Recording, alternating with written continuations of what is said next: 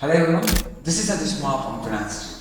NSE BSE BSE அப்படிங்கிறது Bombay stock exchange அப்படின்னு சொல்லுவாங்க. அதுவே NSE நேஷனல் ஸ்டாக் எக்ஸ்சேஞ்ச் அப்படின்னு சொல்லுவாங்க. இந்தியாவிலேயே லார்ஜஸ்ட் ஸ்டாக் எக்ஸ்சேஞ்ச் அப்படிங்கிறது அது NSE. அதுவே ஓல்டஸ்ட் ஸ்டாக் எக்ஸ்சேஞ்ச் அப்படிங்கிறது BSE. லார்ஜஸ்ட் அப்படின்னு சொல்லும் போதே உங்களுக்கே புரிஞ்சிருக்கும், ட்ரேடிங் வால்யூமும் NSEல தான் அதிகமாக இருக்கும் BSEயை விட. NSEல மொத்தம் 2000க்கும் மேற்பட்ட கம்பெனிகள் லிஸ்ட் ஆயிருக்கு. அதுவே BSEல 5000க்கும் மேற்பட்ட கம்பெனிகள் லிஸ்ட் ஆயிருக்கு. NSE இண்டிகேட் பண்ற இண்டெக்ஸோட பேர் நிஃப்டி 50. அதுவே BSE இண்டிகேட் பண்ற இண்டெக்ஸோட பேர் சென்செக்ஸ். இப்போ நான் NSEல வாங்குறதா இல்லை BSEல வாங்குறதா? நீங்க BSEல வாங்கலாம், NSEல வாங்கலாம். ஏன்னா நம்ம எல்லாரும் ரீட்டைல் ட்ரேடர்ஸ், பெரிய குவான்டிட்டியில வாங்க போறது இல்லை. அஸ் எ இன்வெஸ்டரா இருந்தா, அதுவே நீங்க ஒரு ட்ரேடரா இருக்கீங்க அப்படின்னா நீங்க NSEல வாங்கலாம். ஏன் அப்படின்னா NSEல தான் ரொம்ப ட்ரேடிங் வால்யூம் அதிகமா இருக்கும்.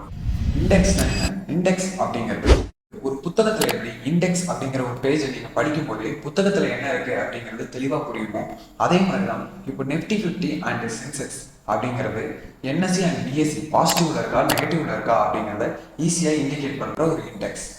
நிஃப்டி 50ல மொத்தம் 50 கம்பெனி இருக்கு, அதாவது டாப் 50 கம்பெனிஸ். அதுவே சென்செக்ஸ்ல டாப் 30 கம்பெனிஸ் லிஸ்ட் ஆயிருக்கும்.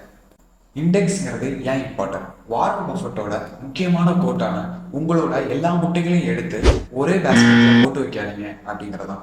எதனால அப்படின்னா, தட்டி விட்டோடனே எல்லா முட்டையும் உடைச்சிடும். அதுவே நீங்க பிரிச்சு வைக்கும் போது ஒரு பக்கெட் விழுந்தாலும் இன்னொரு பக்கெட்ல தப்பிச்சிடலாம். இதுக்கு பேர் தான் ரிஸ்க் மேனேஜ்மெண்ட்.